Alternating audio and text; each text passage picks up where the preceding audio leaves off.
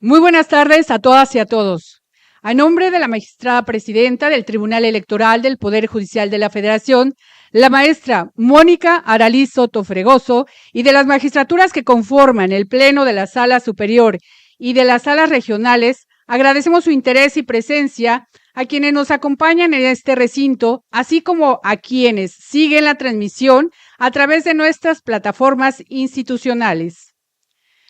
La presente actividad es coordinada por la Dirección General de Relaciones Institucionales Nacionales en colaboración con el Tribunal Electoral del Estado de Michoacán y la Universidad Latina de América para realizar este taller de análisis de sentencias dedicado a la resolución del asunto general 632 y sus acumulados de 2024 relativo al mandato constitucional para organizar la elección de personas juzgadoras.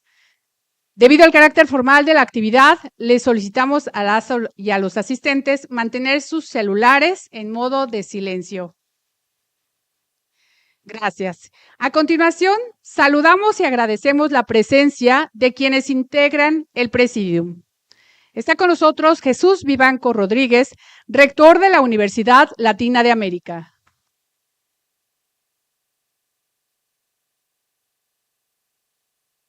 José Octavio Cisneros Ruiz, director de la licenciatura en Derecho de la Universidad Latina de América. Yurisha Andrade Morales, magistrada presidenta suplente del Tribunal Electoral del Estado de Michoacán.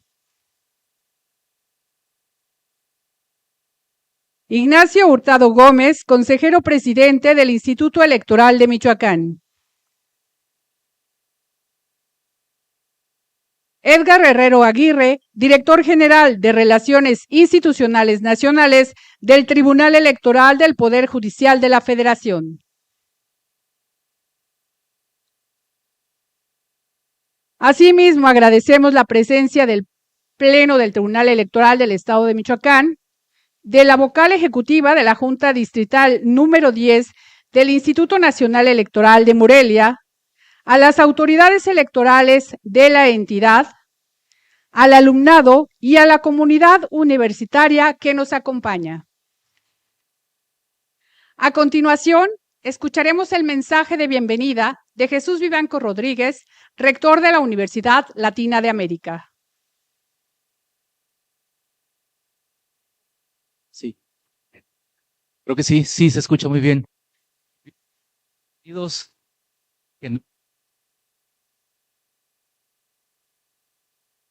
Sí, ahora sí. Bienvenidas, bienvenidos a esta su casa, la Universidad Latina de América. Nos sentimos muy contentos, muy contentas de recibirles el día de hoy en nuestra institución, en el marco de las actividades que realiza el Tribunal Electoral del Estado de Michoacán y también a nivel federal. Saludo con mucho gusto a mis compañeros, mis compañeras de aquí de Presidium, en especial a la magistrada Yurisha Andrade, magistrada presidenta del Tribunal Electoral del Estado de Michoacán. Y pues reitero el compromiso de la universidad de seguir sumando con los esfuerzos de otras instituciones, en este caso del Tribunal Electoral, para abrevar precisamente de ese conocimiento, sobre todo esa experiencia, de esa expertise que ustedes tienen, y que esta sea una capacitación, una enseñanza muy productiva para nuestros jóvenes, que aquí, bueno, los tenemos presentes en nuestra comunidad de derecho principalmente, pero sé que esto se está transmitiendo a nivel estatal, a nivel federal, entonces es doblemente gusto poder ser la sede de esta capacitación. Reiterarles nuestro compromiso, reiterarles nuestras puertas abiertas, reiterarles que esta casa de estudios está sumada para construir y para seguir promoviendo el bienestar social, sobre todo de este tema tan importante que va a tratarse el día de hoy, y que es necesario que todos estemos muy bien informados de qué es lo que está pasando y de los aconteceres diarios para poder entender mejor los fenómenos y poder decidir también mejor y poder incidir también de mejor manera en nuestra realidad. Así es que bienvenidas, bienvenidos nuevamente a la Universidad Latinoamérica. Es un gusto tenerles por aquí, siempre al bienestar por la cultura, lo decimos. Muchas gracias.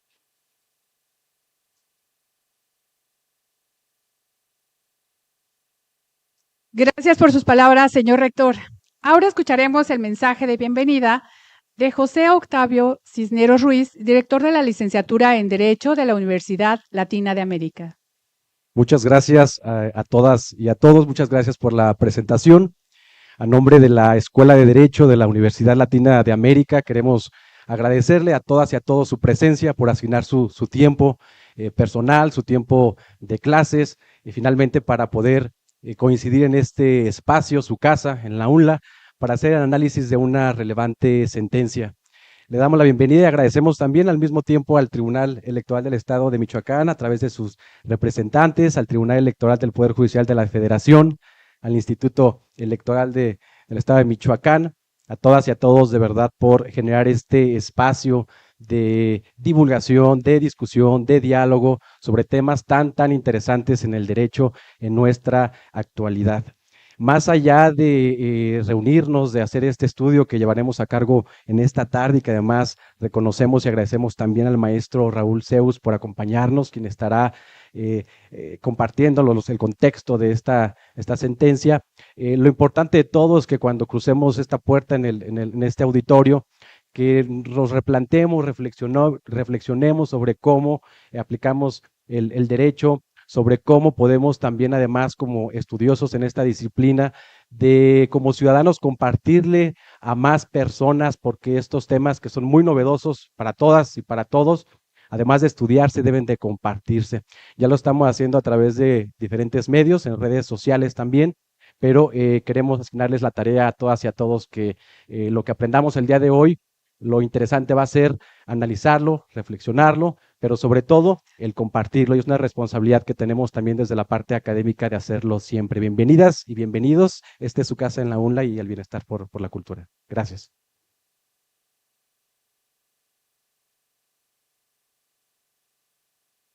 Gracias por su palabra, director, y enseguida escucharemos el mensaje de bienvenida de Yurisha Andrade Morales, magistrada presidenta suplente del Tribunal Electoral del Estado de Michoacán, quien asiste en representación de este órgano electoral.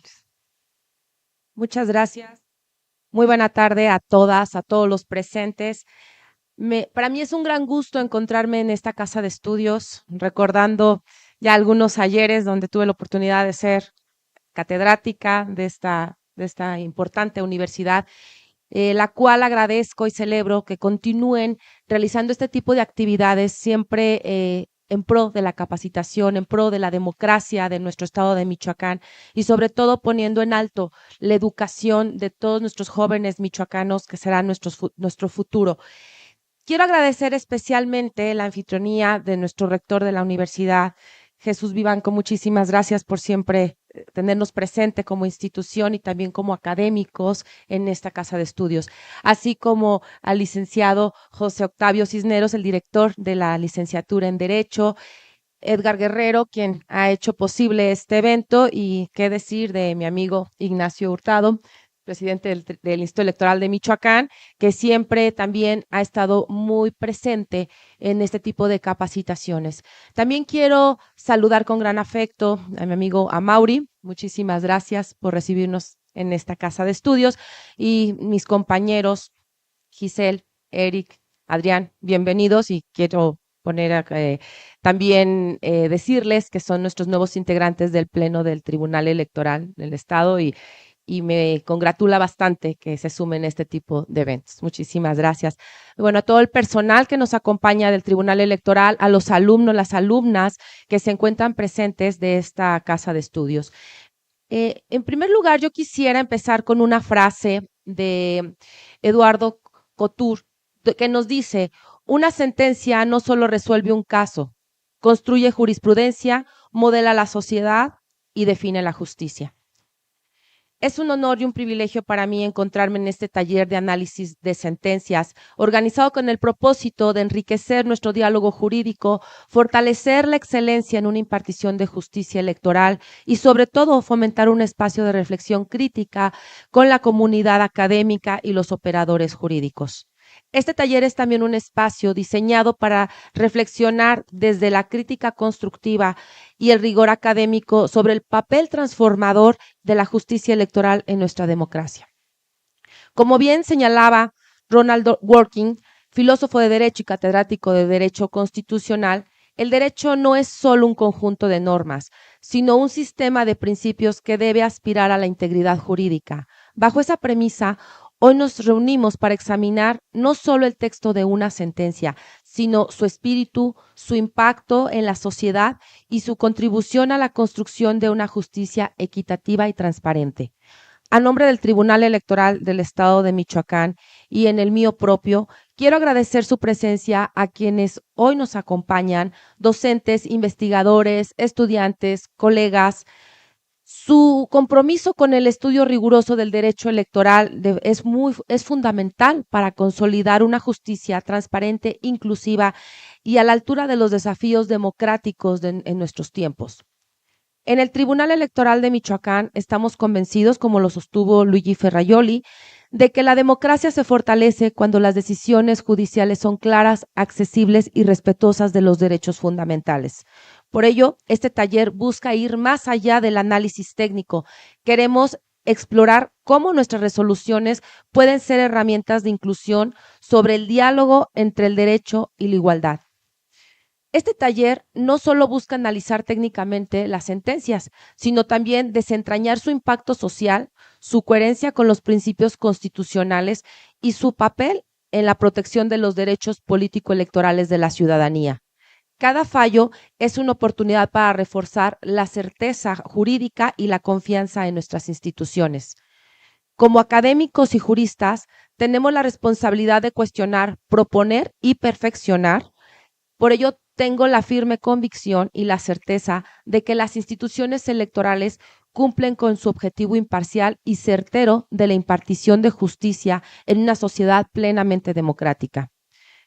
Pero tengo aún más certeza de que lograr nuestros objetivos estamos acudiendo a los lugares indicados para sembrar en las nuevas generaciones las semillas del aprendizaje en el derecho, de la ética y de la propia o la prioridad jurídica. Muestra de ello son este tipo de actividades. Este es un espacio para aprender, cuestionar y proponer, y como académicos y operadores jurídicos tenemos responsabilidad y obviamente el privilegio de ser parte activa en la evolución del derecho electoral. Confío en que las conclusiones de hoy serán semillas para futuras innovaciones jurisprudenciales y sobre todo para una justicia más cercana a la gente. Concluyo mi mensaje de bienvenida con una frase de Manuel Atienza. Él decía: la sentencia perfecta es aquella que además de ser jurídicamente impecable, es socialmente comprensible. Deseo sinceramente una tarde fructífera y llena de enseñanzas para todos los presentes. Muchísimas gracias y bienvenidos.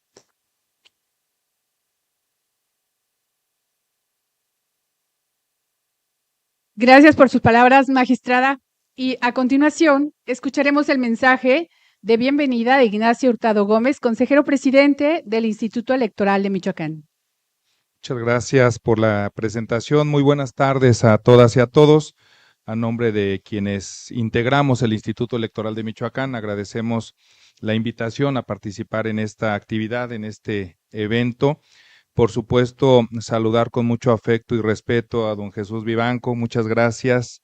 Creo que desde hace ya varios ayeres la Universidad Latina de América, perdón, ya se me andaba yendo. No, la Universidad Latina de América tiene un compromiso y una presencia muy importante en materia electoral, ¿no? Incluso varios de sus docentes han sido servidores y funcionarios públicos en el área electoral en el estado de Michoacán. Entonces ya hay una tradición importante de la Universidad Latina de América.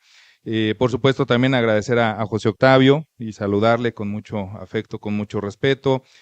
Por supuesto, a la magistrada Yurisha Andrade, muchas gracias, también exconsejera del Instituto Electoral, parte de esta familia electoral, y con ella también saludar a los nuevos magistrados, Eric, Giselle, Adrián, un gusto verles ya después de hace un rato y verles ya con esta investidura que tienen el día de hoy, y por supuesto también un saludo también a la presidenta Alma. Edgar, muchas gracias también por considerar al instituto, gracias por estar aquí en Michoacán, gracias por considerar y obviamente por estar aquí en este espacio académico y también por tu conducto. Un saludo a la presidenta también del Tribunal Electoral, a la maestra Mónica Arely. Y por supuesto, gracias a ustedes. Decía hace varios años, yo muy rápidamente decía hace varios años, don Sergio García Ramírez, en paz descanse, que durante mucho tiempo nos habíamos preocupado por saber quiénes eran nuestros representantes populares y cómo nos estaban representando, pero que de un tiempo a la fecha se estaba volviendo importante también saber quiénes eran nuestros jueces y cómo nos estaban juzgando.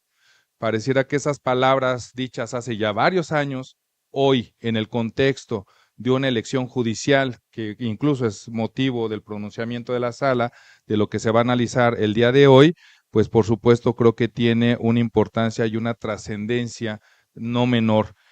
Sobre todo porque también decía Esquiaga, no es lo mismo dar razones que dar buenas razones, que dar malas razones o no dar ninguna razón.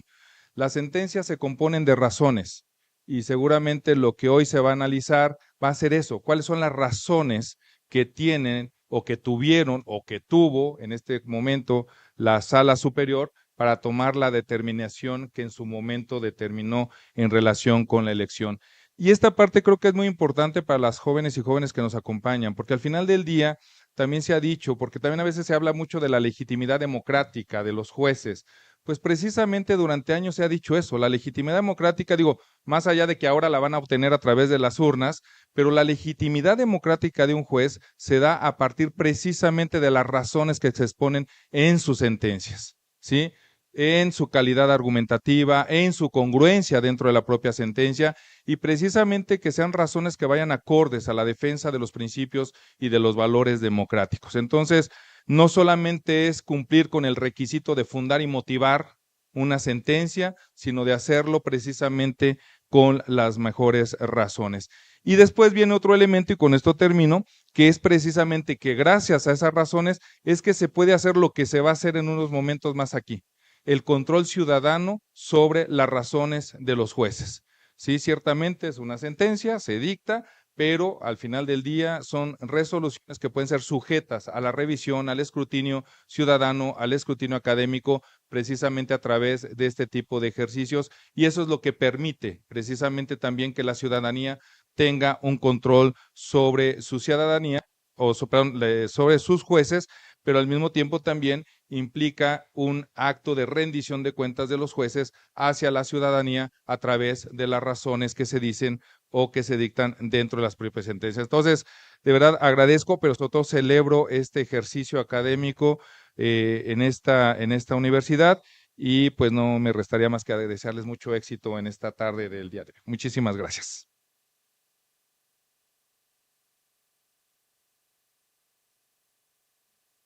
Gracias por sus palabras, presidente. Y finalmente escucharemos el mensaje de bienvenida de Edgar Guerrero Aguirre, director general de Relaciones Institucionales Nacionales del Tribunal Electoral del Poder Judicial de la Federación. ¿Qué tal? Muy buenas tardes a todas y a todos ustedes.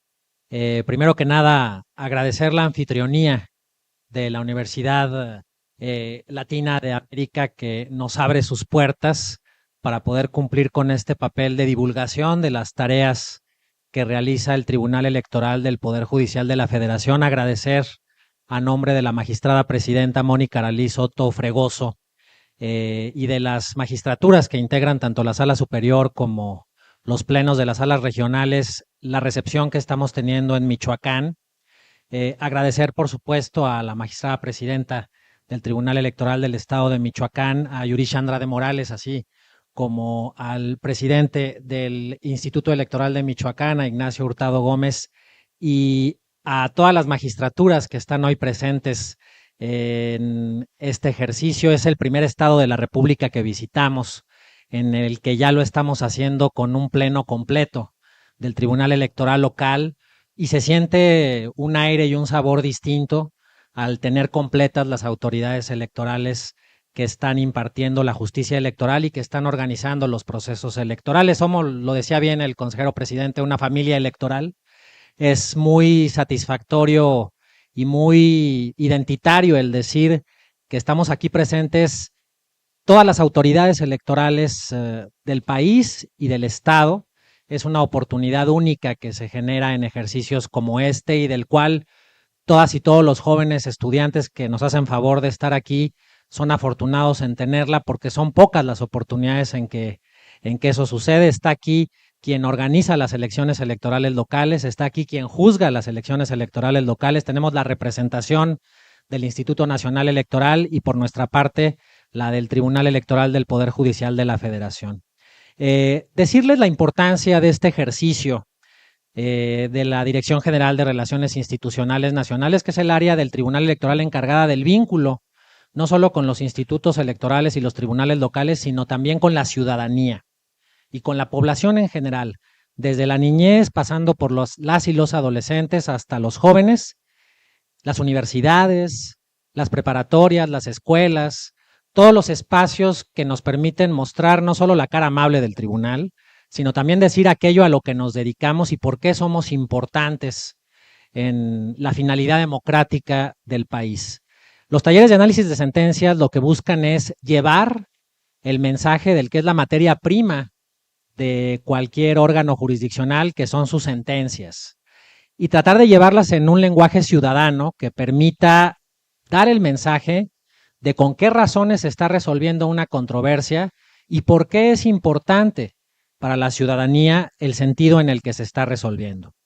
En ese tenor, decirles que nos acompaña para poder cumplir con esta tarea uno de los secretarios de estudio y cuenta que más tiempo tiene al interior de la sala superior, de Raúl Zeus Ávila, a quien le agradezco que esté con nosotros, parte de la ponencia de la magistrada presidenta Mónica Soto, y es para hablar justamente de una de las sentencias que yo diría más importantes que el Tribunal Electoral ha emitido en los últimos años, que tiene que ver con la identificación del mandato constitucional que tenemos las autoridades electorales y los poderes de la Unión para organizar la elección de personas juzgadoras.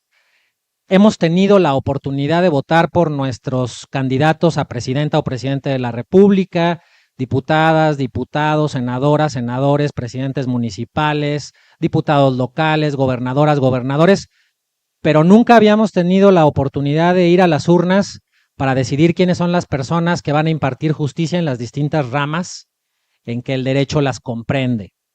Y esto es algo que ustedes deben saber, no solo va a suceder a nivel federal, no solamente van a poder votar por una ministra o por un ministro o por una magistrada o un magistrado federal, sino también en este estado de la República, en Michoacán, por sus autoridades jurisdiccionales locales, por los jueces en el orden familiar, civil y de todos los tipos, penal, por supuesto. ¿Qué ha hecho el Tribunal Electoral en estos últimos meses, desde el año 2024, en que fue no solo votada, sino ratificada la reforma a través de la cual se dan las elecciones de personas juzgadoras? En primer lugar, el hacer valer su condición de tribunal constitucional que está marcada en la Carta Magna. Hasta hace poco, en el imaginario colectivo estaba identificado que solo había un tribunal constitucional, que era la Corte. Pero la Constitución nos dice otra cosa, y en materia electoral, la última instancia, quien resuelve en último término y quien tiene la última palabra, es el Tribunal Electoral. Y esto tiene una razón sociológica, política, jurídica e histórica que está vertida justo en estas sentencias. El derecho a votar y a ser votado o votada es un derecho humano, y ese derecho humano tiene que cumplimentarse hasta la última instancia. Por eso es que en materia electoral el amparo no existe, porque nosotros tenemos la garantía de que se vayan cumpliendo todas las etapas de los procesos electorales para llegar a un día y a una hora marcados a ejercer nuestro derecho a votar. Hemos atravesado pandemias, hemos atravesado desastres naturales, hemos atravesado contingencias de muchos tipos, y sin embargo se ha cumplido la misión de que cada etapa de los procesos electorales se agote para llegar a las urnas y poder cumplir con esta voluntad.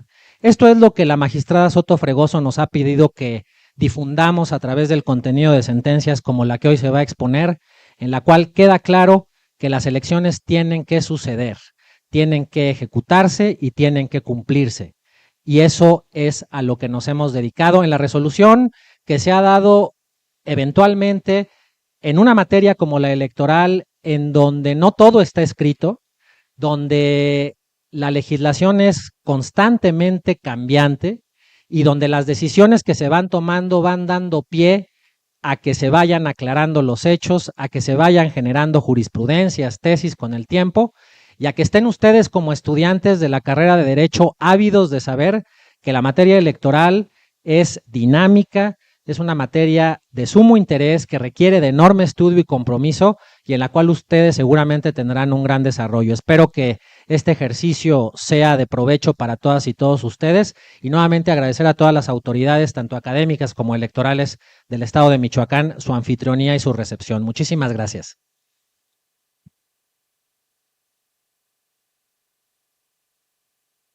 Gracias, director, por su participación. Agradecemos a las autoridades su participación en esta ceremonia de apertura y a quienes nos acompañan de manera virtual, les pedimos esperar unos momentos para continuar con el taller. En breve regresamos.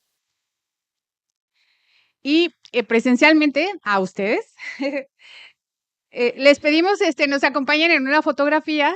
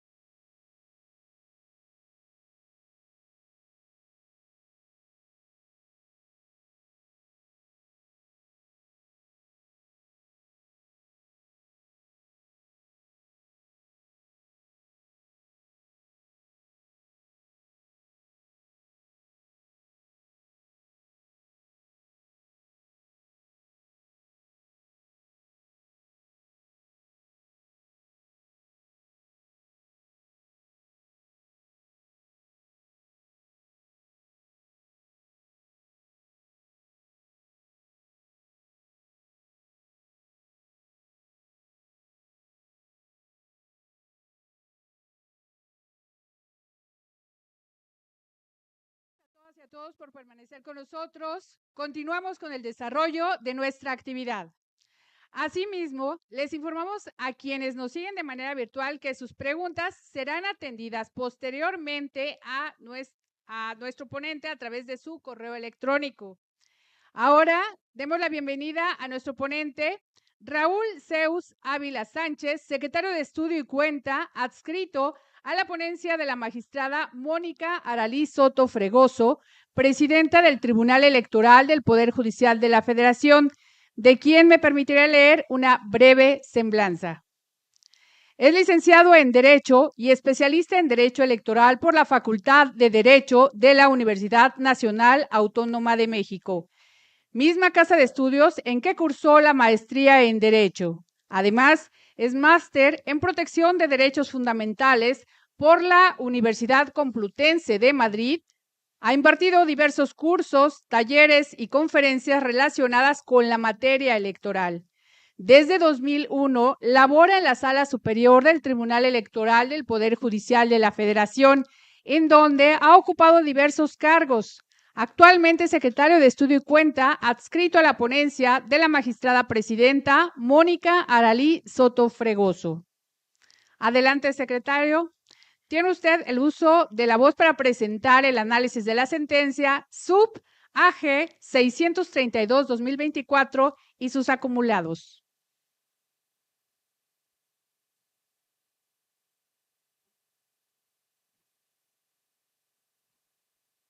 Hola, buenas tardes. ¿Sí se escucha bien? Muchas gracias. Primero que nada, pues un saludo y agradecimiento a la magistrada Mónica Aralí Soto Fregoso, que pues nos ha mandado a platicar con ustedes sobre este tema, sobre pues cómo compartimos estas experiencias y también a escucharlos en la sesión de preguntas y respuestas que se tendrá en unos momentos. ¿Mejor? Ok. También quiero agradecer al rector Jesús Vivanco, al director de la carrera, José Octavio Cisneros, a la magistrada presidenta Yurisha Andrade y al consejero presidente Ignacio Hurtado, así como a todos los integrantes del Tribunal Electoral del Estado de Michoacán y demás servidores y servidoras públicos, así como estudiantes de esta casa de estudios. El primer tema que tenemos que platicar antes de la sentencia son cuestiones previas. Primero, ¿qué es la Constitución? La mayoría de los que estamos aquí somos abogados y hemos escuchado un gran número de sentencias o de definiciones sobre lo que es la Constitución. Me refiero a sentencias porque tratan de manejarlo como una voz unívoca, tratando de señalar que una Constitución solamente puede entenderse de una manera. Para efectos de lo que vamos a platicar, vamos a tomar a la Constitución como el conjunto de normas más fundamentales o básicas, así como los principios de un orden jurídico nacional. Ese va a ser el término que vamos a emplear para analizar la sentencia. Y sobre esta base, que es un medio de control constitucional, pues es el procedimiento previsto en el propio documento constitucional que tiene por objeto que una autoridad ahí señalada verifique el cumplimiento de las disposiciones de ese ordenamiento supremo. En consecuencia, ¿qué sería la competencia constitucional? Pues es la autorización que se otorga por parte del Poder Constituyente a una autoridad para cuidar y vigilar que se cumplan los mandatos establecidos en la Constitución. Siguiente, por favor. Bueno, este asunto del que vamos a platicar, pues requiere que mencionemos, digamos, unos antecedentes. El primero de ellos es la reforma constitucional que se publicó en el Diario Oficial de la Federación el 15 de septiembre del año pasado, en el que pues el Poder Revisor de la Constitución determinó generar un cambio en el sistema de designación de nuestros jueces y magistrados, ministros y además autoridades encargadas de la vigilancia y control del Poder Judicial. ¿Qué es lo que hicieron? Determinaron que estos servidores públicos van a ser electos, ya no van a ser nombrados a partir de procedimientos políticos de diversas autoridades como lo era anteriormente. sino que ahora van a responder directamente ante el pueblo de sus decisiones. Y pues esto va a ser a través de la posibilidad de ser reelectos y de sujetarse al escrutinio público si es que eventualmente buscan un nuevo mandato. Con motivo de esta reforma, diversos servidores públicos del Poder Judicial de la Federación, magistrados, jueces, secretarios de estudio y cuenta, promovieron juicios de amparo, alegando que se daba una violación a los derechos que habían adquirido con motivo de los cargos que desempeñaban. ¿Por qué? Porque el cambio de modelo, pues evidentemente implicaba una modificación en las condiciones que habían adquirido. Supuestamente eran inamovibles, hipotéticamente gozarían de cierto régimen de remuneraciones y de prestaciones. Y plantearon que todas estas, digamos, prestaciones les serían modificadas o incluso serían privados de estas. Con motivo de estos juicios de amparo, también solicitaron la suspensión del acto reclamado. ¿Cuál era el acto reclamado? La reforma constitucional. Lo que pidieron es que no se aplicara la reforma, que no se instrumentaran las disposiciones legales que se emitieran las normas que permitieran instrumentar este procedimiento electivo. Diversos jueces de distrito, uno de ellos de Jalisco, otorgaron las suspensiones, señalando que lo que se estaban transgrediendo eran derechos de los trabajadores, derechos de servidores públicos que habían adquirido. Aquí, ¿qué es lo que ocurrió? Que los jueces de distrito que otorgaron las suspensiones emitieron oficios a distintas autoridades solicitándoles que suspendieran el cumplimiento de la reforma constitucional. Esos son los hechos a partir de los cuales se presenta el caso que vamos a analizar. Sin embargo, hubo un antecedente. Antes de este juicio 632, se presentó uno que fue el asunto general 209. En este asunto, que es un antecedente, el Instituto Nacional Electoral solicitó que se emitiera una acción declarativa.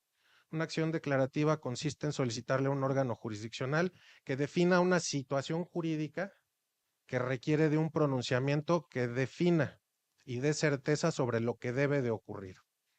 ¿Por qué? Porque al Instituto Nacional Electoral le fue requerido que incumpliera con el mandato constitucional de organizar la elección. Esto se lo solicitó a la Sala Superior y la Sala Superior determinó que existía esta necesidad de definir la situación jurídica. Por un lado, señaló que se debía de cumplir con la Constitución y por otro, que los jueces de distrito pues no tenían competencia en materia electoral. Y por eso consideró que se debía de continuar con el proceso electoral. Esta fue la sentencia del asunto general 209 de 2024. Para los que gusten anotarla, fue el primer antecedente sobre el caso. A partir de esta sentencia, los jueces de distrito continuaron actuando, emitieron otros autos, otros acuerdos, en los que requirieron a diversas autoridades que cumplieran con las suspensiones. Le requirieron al Senado de la República, le dijeron, no continúe usted, Senado, con la emisión de las normas para instrumentar la reforma. Le requirieron al INE, al Instituto Nacional Electoral, no continúe usted con el proceso. ¿Por qué? Porque si lo hace, usted va a violar la suspensión que ya se le había notificado. Y le señalaron que podía incurrir en el desacato a mandatos judiciales, sobre todo a las suspensiones. Y les informaron que podían imponerles medidas de apremio. Estas pueden ser multas, incluso pueden ser aprehensiones. Podría haberse dado un arresto. Con motivo de todos estos oficios, se promovieron tres medios de impugnación. Uno lo promovió el Senado de la República, que fue el asunto general 632. Lo hizo por conducto del presidente de la mesa directiva y representante del Senado, en el que planteó a la Sala Superior que emitiera una medida para que se garantizara el cumplimiento de los mandatos constitucionales. Esto es que las autoridades pudieran llevar a cabo o más bien que se les vinculara a continuar con las actividades relacionadas con el procedimiento electoral. Por su parte, el Consejo General del Instituto Nacional Electoral presentó otra demanda. Este fue el asunto general 760. Aquí, como ya les había comentado, existía un antecedente en el que ya lo había promovido el Instituto Nacional Electoral y se le había ordenado continuar con el procedimiento. Sin embargo, ante la amenaza de que les iban a imponer medidas de apremio, decidió solicitarle al tribunal que le determinara garantías de continuidad para el procedimiento, una medida de protección provisional para que sus integrantes no fueran sancionados por incumplir con las determinaciones de los jueces de distrito. Asimismo, se presentó un último medio de impugnación, un asunto general 764 por una consejera del Instituto Nacional Electoral, Rita Bell, en el que propiamente reproducía o tenía argumentos similares a los planteados por el Instituto Nacional Electoral. A partir de estas demandas, la Sala Superior lo que hizo fue acumularlas. ¿Por qué? Porque advirtió que las tres tenían la misma pretensión y venían impugnando los mismos actos, que eran las determinaciones de suspensión. ¿Qué es lo que ocurre en este punto? Se da la acumulación y la Sala Superior determina que la demanda que se presenta por la consejera es improcedente en primer lugar, puesto que ella no acudió en representación de la autoridad, sino acudió por derecho propio como integrante del órgano. Y al no tener la representación del órgano ni acudir con esta calidad, pues se determinó que no estaba legitimada. Sin embargo, las otras dos demandas se determinó que sí fueron procedentes y se abordó el estudio de fondo. En el fondo, al estudiar el fondo del asunto, la cuestión principal de la controversia, la Sala Superior procedió a examinar cada una de las demandas y advirtió que existían dos pretensiones principales. El Senado de la República pedía un pronunciamiento para que se garantizara en tiempo y forma el cumplimiento del mandato constitucional de celebrar la elección. Esto es que todas las autoridades debían de dar cumplimiento a las obligaciones que le fueron impuestas en el decreto de reforma constitucional. Ustedes, habrán de recordar que fueron muy específicas. Se ordenó al Senado de la República emitir la convocatoria, se ordenó al Consejo de la Judicatura Federal remitir una lista de los jueces y magistrados y demás funcionarios judiciales. Se ordenó además pues, que el Tribunal Electoral conocería de las impugnaciones. Esta fue la pretensión propiamente del Senado de la República, que todas las autoridades continuaran dando cumplimiento a la reforma. Por su parte, el Instituto Nacional Electoral lo que solicitó fue una medida de protección para garantizar el cumplimiento. Esto es para que pues, se les evitara privarlos de la oportunidad de continuar desempeñando su función, ya fuera mediante una medida de apremio o cualquier otra situación. La Sala Superior, a partir de estos puntos, procedió a ver qué estaba involucrado con el acto impugnado. Lo primero que advirtió es que las suspensiones tenían una finalidad muy clara, que era suspender el procedimiento hasta que se resolviera el fondo de los juicios de amparo, o en su caso se sobreseyeran. También consideró que con las suspensiones se pretendía vincular al Senado de la República y a la Cámara de Diputados a que no emitieran la legislación dirigida a instrumentar la reforma constitucional. Esto es que no emitiera todas las normas procedimentales que permitieran cumplir con el proceso electivo. Que el Consejo de la Judicatura Federal no enviara al Senado de la República la lista o el listado de personas juzgadoras de las cuales se llevaría a cabo la elección de cargos. También tenía por finalidad que los quejosos eventualmente no fueran incluidos dentro del procedimiento de renovación de funcionarios públicos. Y por último, que no se les tomara protesta a los funcionarios que resultaran electos. Esto es privar de todos los efectos la reforma constitucional. Entonces, la Sala Superior advirtió, a partir de todas estas implicaciones que tenían los actos impugnados, advirtió que había un mandato constitucional en un primer lugar. ¿Cuál era este mandato? Renovar a los integrantes del Poder Judicial de la Federación. Y señaló en el propio decreto de reformas cuándo iniciaba el proceso electoral. Como lo comentamos, el 15 de septiembre del año pasado fue cuando se publicó la reforma y se establecía que el proceso electoral iniciaría con la entrada en vigor del decreto. Esto fue al día siguiente, o sea, el 16 de septiembre. Ya estábamos en un proceso electoral en ese momento. Ya estaba transcurriendo. Entonces, ya no había manera de evitar que este continuara. Asimismo, en el propio decreto se vinculó al Senado de la República a que emitiera la convocatoria de dentro de los 30 días siguientes a aquel en que inició el procedimiento electivo. Asimismo, se vinculó a la entrega de los listados de servidores públicos cuyos cargos serían objeto de renovación por vía de elección. Y la parte más importante, en el propio decreto se estableció que la jornada electoral se llevaría a cabo el primer domingo de junio de este año, o sea, de 2025.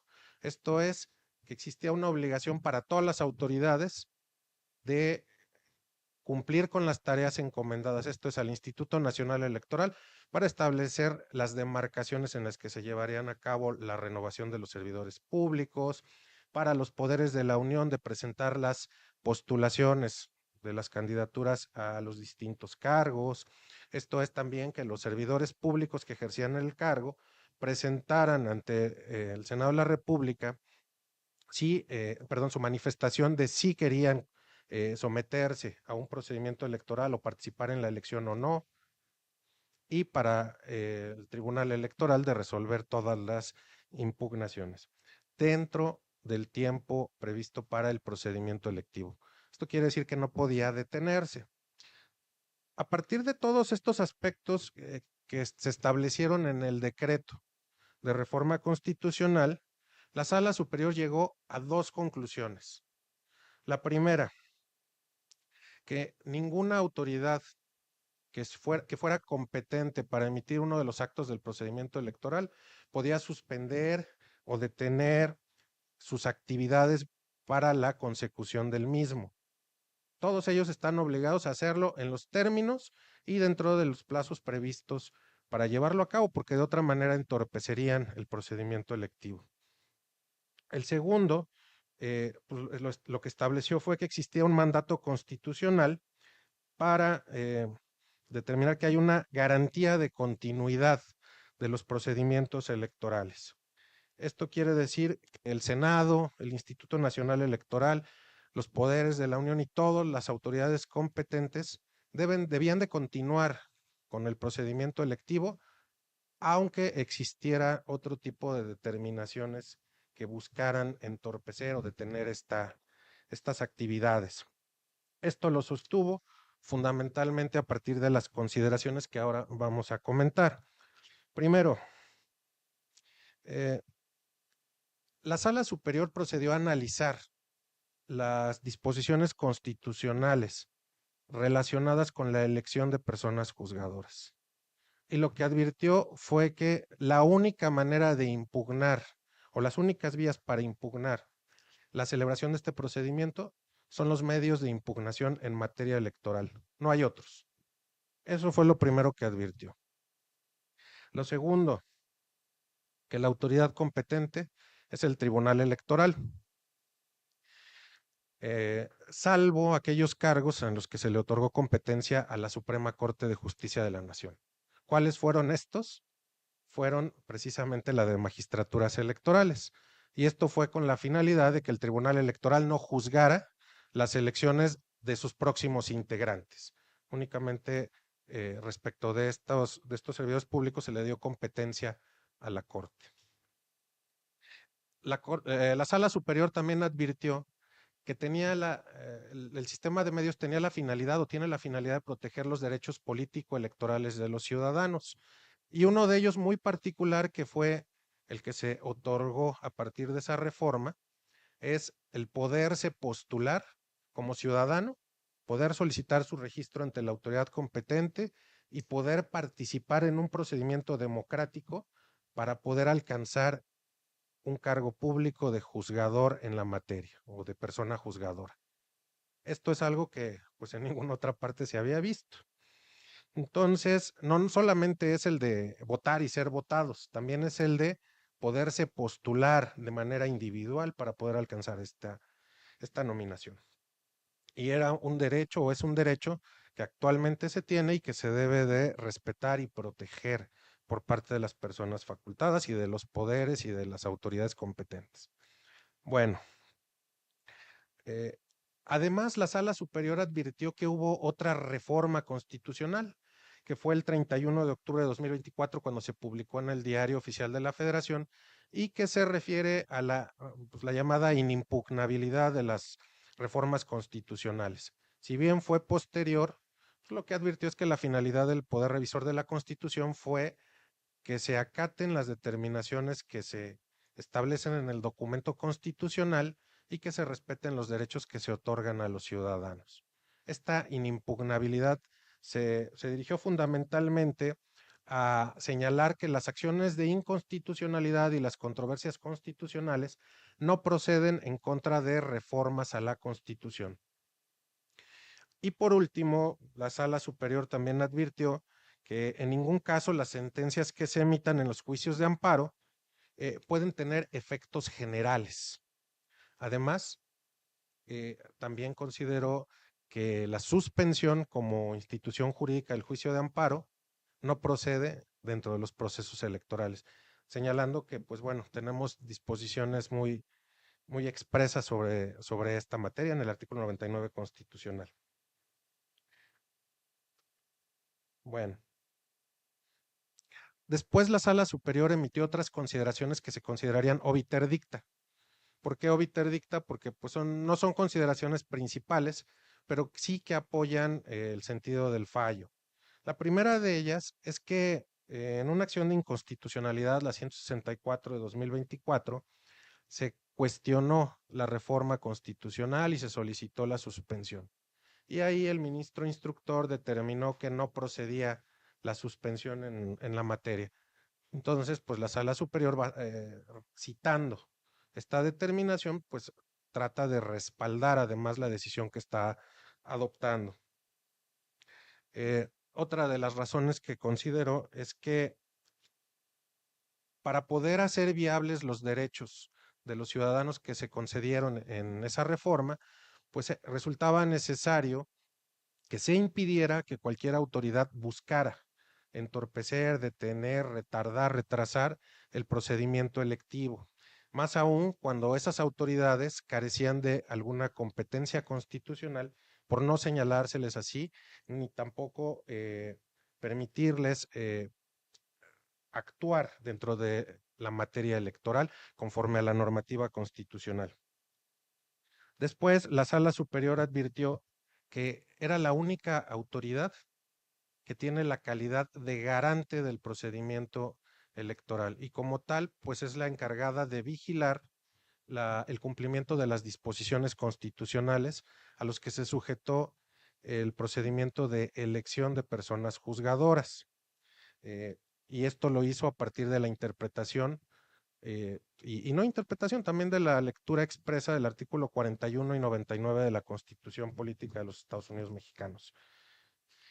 Bueno, pues a partir de estas razones, la Sala Superior concluyó las dos cuestiones que habíamos platicado. Primero, ninguna autoridad podía suspender el cumplimiento de las funciones para continuar con el procedimiento electivo. Y segundo, había o hay una garantía constitucional que protege a las autoridades para poder continuar con la labor encomendada por el Poder Revisor de la Constitución. Básicamente esas fueron las razones que se sustentaron por la Sala Superior y pues que concluyeron en la determinación de ordenar que se continuara con las actividades y con la finalidad de permitir el ejercicio del derecho ciudadano. Básicamente esa es la sentencia, estoy a sus órdenes.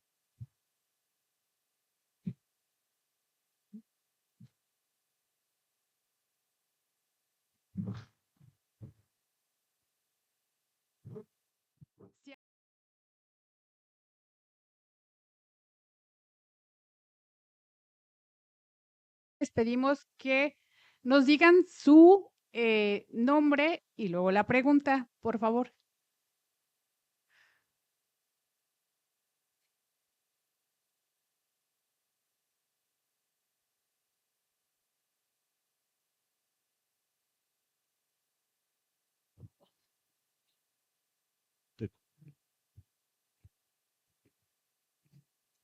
Buenas tardes.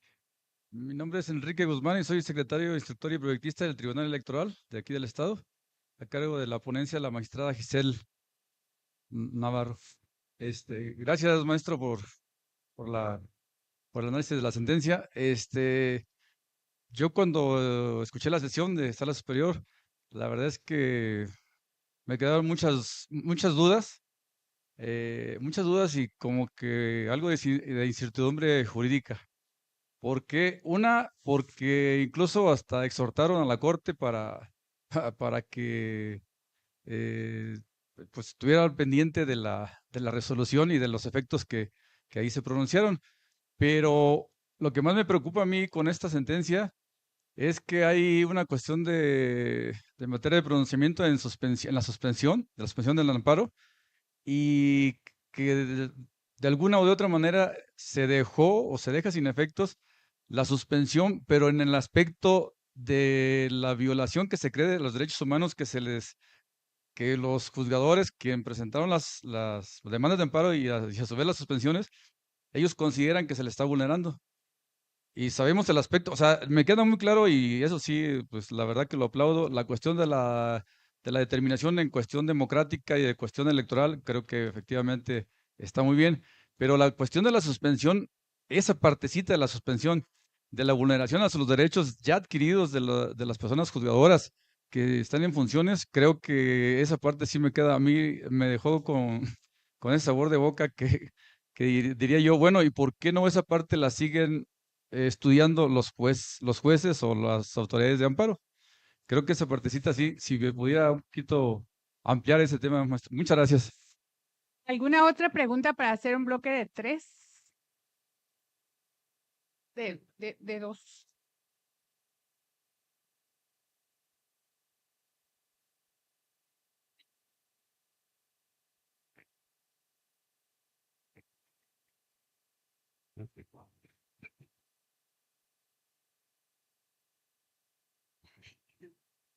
Pues, ¿Escucha?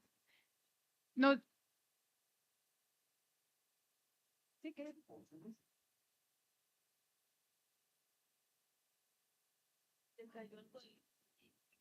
Muchas gracias. Primero, ¿no me escuchó? ¿Ya? Perdón. A ver, me voy primero con la pregunta que es un poquito más compleja. Uno, los jueces de distrito tienen que seguir conociendo del fondo del asunto. Eso, pues hasta ahorita no ha quedado sin materia, o al menos yo no tengo conocimiento de esto. La Corte lo que señaló al resolver el ejercicio de su facultad extraordinaria prevista en la fracción 12ª del artículo 11 fue que los juzgados de distrito debían de revisar sus determinaciones de suspensión. Eso fue básicamente lo que señaló. Entonces, solamente se analizó el tema de la suspensión. En ningún momento existió algún pronunciamiento respecto al fondo del asunto, respecto a los derechos de las personas trabajadoras del Poder Judicial de la Federación. Eso no hubo. Segunda temática, el tema de los derechos adquiridos de estas personas. A ver, nosotros nos estamos enfrentando a dos cuestiones. La primera, y sería distinguir lo que son los trabajadores, que son secretarios, que serían, no sé, oficiales, que serían administrativos, quienes, conforme al decreto, tienen garantizados sus derechos. Todas sus prestaciones permanecen de manera íntegra conforme al decreto. Eso no cambia. Y segundo, serían los titulares de los órganos jurisdiccionales, quienes hipotéticamente tenían una garantía de inamovilidad. ¿Esta garantía de inamovilidad de qué derivaba? Del modelo constitucional preexistente. Nosotros sabemos, y fue la propia Corte la que lo definió, que cuando hay un cambio en el régimen, hay un cambio de modelo, no puede considerarse que hay una afectación retroactiva. Lo que se considera es que pues se rompe con el esquema que existía, los derechos que existían terminan, pero ahí sí tienen que haber las correspondientes determinaciones de las autoridades competentes sobre indemnizaciones, sobre demás pagos. Pero esto tendrá que ser dentro de las vías y a través de las autoridades competentes. Entonces, mientras estuvo vigente el sistema previo, no hubo alguna afectación a los derechos de las personas que ejercían esos cargos. Y con relación al cambio de modelo, pues serán las nuevas personas que lleguen las que podrán tener derechos. Ahora, el otro tema que también fue pregunta, lo relacionado con la determinación de la Suprema Corte de Justicia de la Nación, mediante la que exhortó o le solicitó al Pleno de la Corte que se pronunciara sobre las impugnaciones que tenía radicadas ante la Secretaría General, ante el propio Pleno, relacionadas con la elección judicial. Eso no se ordenó en esta determinación, en la 632. Eso se ordenó en el juicio para la protección de los derechos político-electorales de la ciudadanía, número 8. Esa fue una sentencia posterior que se emitió este año. Propiamente para abonar un poquito, ¿no? Ahí lo que ocurrió es que la Sala Superior determinó que tenía que haber un cumplimiento sustituto. ¿Por qué? ¿Tenemos tiempo? ¿Tienen tiempo? Bueno, vamos a platicarlo muy rápido. Continuando con este esquema de los juicios de amparo y de las suspensiones, el Comité de Evaluación del Poder Judicial de la Federación determinó cumplir o determinó acatar la suspensión de los jueces de distrito. Emitió 2 acuerdos diciendo, yo voy a suspender todas las actividades relacionadas con el procedimiento de renovación de integrantes del Poder Judicial de la Federación. Algunas personas que ya se habían inscrito al procedimiento, jueces de distrito, magistrados y otras personas, impugnaron estas determinaciones, señalando que a partir de la suspensión del comité de evaluación, le estaban restringiendo su derecho a participar en el procedimiento y eventualmente a votar y a ser votados en la elección que se llevaría a cabo. La Sala Superior pues ya le había ordenado al comité de evaluación que continuara con las actividades relacionadas con el procedimiento de postulación de candidaturas para la elección, pero el comité de evaluación dijo que no lo iba a hacer y que iba a acatar las suspensiones. Entonces la Sala Superior, ante esta disyuntiva, es decir, ¿qué hago? Lo que determinó fue un cumplimiento sustituto. Señaló que si los juzgados de distrito no iban a acatar lo que se había ordenado y que el comité de evaluación tampoco iba a acatar lo ordenado por la Sala Superior, esto es que no se entrometieran, que no obstaculizaran, que no detuvieran el proceso, pues que entonces iba a haber otra autoridad que lo cumpliera. Hizo la revisión del decreto de reformas constitucionales y advirtió que el Senado de la República era la autoridad que tenía la atribución de resolver todas las cuestiones no previstas en la Constitución, y esta era una cuestión no prevista. Entonces la Sala Superior estableció o determinó, a partir de la lectura del decreto, que la autoridad competente para solucionar esta situación era el Senado de la República. Entonces le dijo, tú, Senado de la República, como una autoridad sustituta, concluye con este procedimiento. Ya no da tiempo de llevar a cabo la fase de entrevistas por el tiempo que se perdió por el comité de evaluación. Sin embargo, sí puedes continuar con el resto. Entonces, a todas las personas que pasaron las primeras etapas, inclúyelas en una tómbola, bueno, la insaculación, y de ahí determina quiénes van a ser las candidaturas. Esa fue la razón por la que la Sala Superior le ordenó al Senado de la República que en sustitución del comité de evaluación llevara a cabo la insaculación. No obstante, como lo platicamos hace rato, habían otros cargos respecto de los que la Suprema Corte de Justicia de la Nación era la competente para resolver. ¿Y cuáles eran estos cargos? Pues los de magistraturas electorales del Tribunal Electoral del Poder Judicial de la Federación. Entonces, pues lo que dice la Sala Superior es, a ver, pues sí, van a hacer la tómbola o la insaculación de jueces de distrito, de magistrados, de integrantes del Tribunal de Disciplina Judicial y demás. Pero de magistrados electorales, ¿qué va a pasar? Pues ya se está acabando el tiempo. ¿Qué vamos a hacer? Ah, bueno, ¿sabes qué, Corte? Pues están dentro del mismo procedimiento. Lo que te pido es que pues resuelvas estos asuntos dentro del ámbito de tus atribuciones. Y eso fue lo que hizo. El exhorto fue para que no existieran como que aspirantes de segunda y aspirantes de primera, sino que también pudieran tener una respuesta dentro de los tiempos correspondientes. Por eso se dio el exhorto dentro del juicio para la protección de los derechos político-electorales de la ciudadanía número 8 de este año, que también lo pueden consultar en la página del Tribunal Electoral si les interesa. ¿Alguna otra pregunta?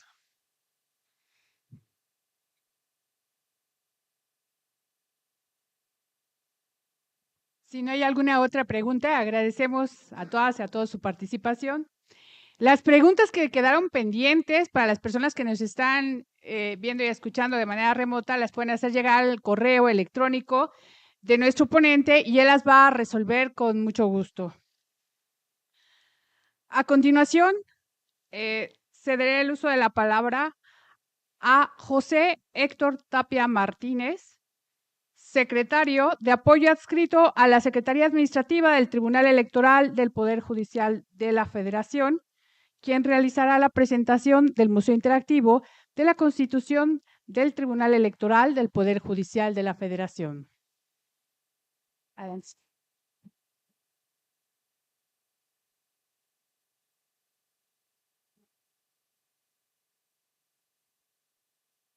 Buenas tardes.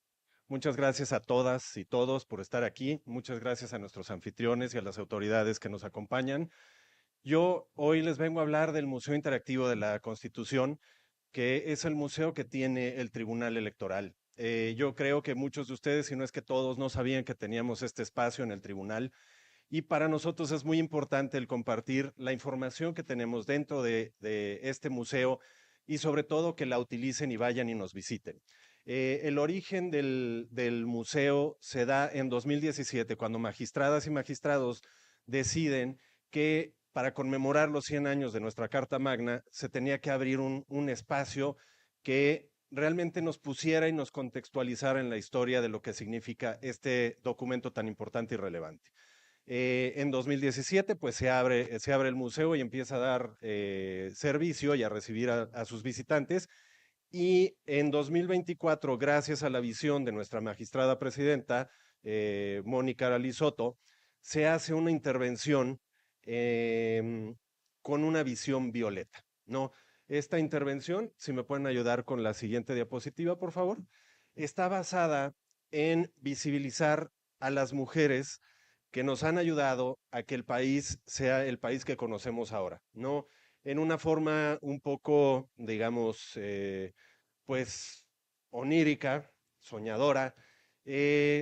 Lo que hace esta intervención museográfica, intervención de contenidos y de datos, es darle la relevancia y visibilizar a las mujeres que han hecho que tengamos la patria que tenemos, ¿no? Que podamos tener ahora una mujer presidenta y que tengamos una mujer presidenta también en el Tribunal Electoral.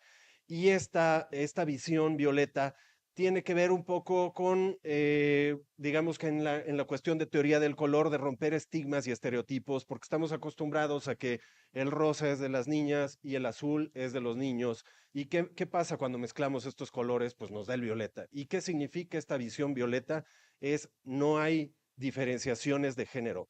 Tenemos las mismas capacidades hombres y mujeres, mujeres y hombres, tenemos los mismos derechos, tenemos la misma necesidad de ser escuchados y de ser representados. Como lo decía nuestro director Edgar Guerrero en su participación, no podemos seguir dividiéndonos por cuestiones de si yo nací mujer, yo nací hombre, y tenemos que empezar a entender que somos un todo homogéneo, ¿no? Y que las mismas responsabilidades, los mismos derechos y las mismas obligaciones tienen que ser para ambos. Y esta es una parte muy interesante de lo que podrán encontrar en nuestro museo y en nuestro espacio. Ahora, algo muy padre que tiene este lugar es que somos un lugar interactivo. Si me ayudan con la siguiente, por favor.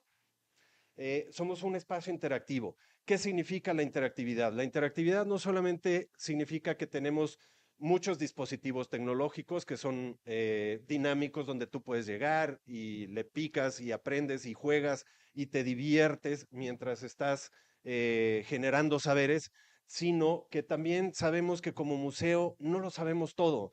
Y la interactividad también tiene que venir en la forma en la que se comunica el museo con los visitantes y los usuarios, pero también cómo se comunican los usuarios con nosotros, ¿no? Si ustedes nos visitan y detectan que estamos omitiendo alguna información relevante o importante, nos pueden dejar sus comentarios y nosotros lo aplicamos y entonces hacemos un espacio que es un museo vivo, donde no solamente los que trabajamos allá adentro dictamos qué es lo que tienen ustedes que ver, sino que ustedes nos ayudan a complementar nuestro trabajo y a que podamos ayudar a los siguientes visitantes a que la información que encuentren ahí sea mucho más rica, ¿no? ¿Qué van a poder ustedes encontrar ahí? Tenemos una exposición de foto, tenemos un mural con igualdad que visibiliza a las independentistas, a las revolucionarias, a las sufragistas y a todas estas mujeres que lucharon desde sus trincheras para poder aportar a la historia de nuestro país. Además de esto, hay un mural de la paridad que también surge como una sentencia de nuestra presidenta Mónica Soto y pues una serie de interactivos y una serie de actividades que permiten que podamos encontrar información muy relevante sobre el tema de la participación de las mujeres. Y finalmente, también entendemos que el museo tiene que abordar los temas del tribunal de una forma diferente que no sea, digamos, tan difícil de comprender para los que no somos abogados y que nos pueda poner en un contexto a través de la historia, a partir de también del arte, además de los datos y pues de la cultura finalmente, ¿no? Entonces, pues yo solamente les quiero invitar a que vayan, conozcan nuestro museo. Es un espacio abierto, es un espacio que no tiene costo. Estamos de lunes a viernes. Pueden hacer su cita a través de la página del tribunal, que es te.gov.mx, y a través de la Dirección de Relaciones Institucionales Nacionales, pueden hacer su cita y van a conocer todos los espacios que tiene el tribunal, como la sala de pleno, el área de documentación, también está la parte de comunicación institucional, en fin. Y finalmente se cierra la visita con el museo que explica o trata de explicar un poquito más qué es todo lo que se hace ahí, pero a través de la visión de la cultura, a través de una visión un poquito más asequible para todos nosotros y que podamos comprender muchísimo mejor cuál es la relevancia de las mujeres y por qué las tenemos que visibilizar. Yo creo que aquí ustedes me van a poder ayudar porque estamos, creo que en la misma sintonía y en la misma línea. Vi entrando a su facultad unos carteles que decían las frases machistas que les ha tocado a las mujeres escuchar en todos lados. Y esta es la parte, digamos, como educativa que da la universidad.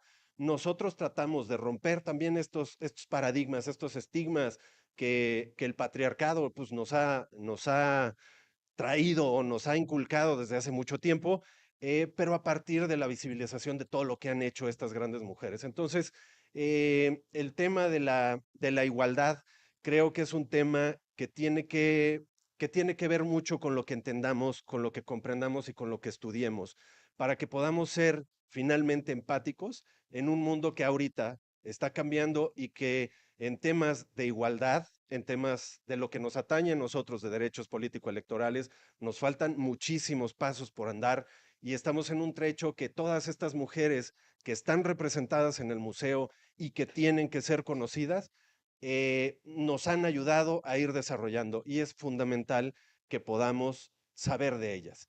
Entonces, si quieren, al terminar la charla, se pueden acercar conmigo. Yo con mucho gusto les doy la página donde pueden hacer su cita, llenar del formato y visítenos, por favor. Estamos muy cerquita, creo que son 4 horas y media en camión, 3 horas y media en coche y en avión, pues creo que están, bueno, a lo mejor a los que corren mucho serán 3 horas y media, no sé, y en avión pues es 1 hora.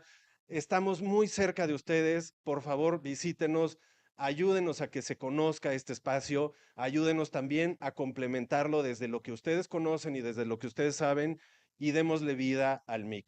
Muchísimas gracias y pues que tengan buena tarde.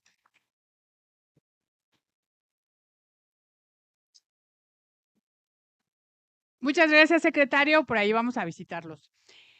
El Tribunal Electoral del Poder Judicial de la Federación, a través de la Dirección General de Relaciones Institucionales Nacionales, en colaboración con el Tribunal Electoral del Estado de Michoacán y la Universidad Latina de América, les agradece a todas y a todos su participación de manera presencial y también virtual a este taller de análisis de sentencias, deseándoles una excelente tarde. Muchas gracias.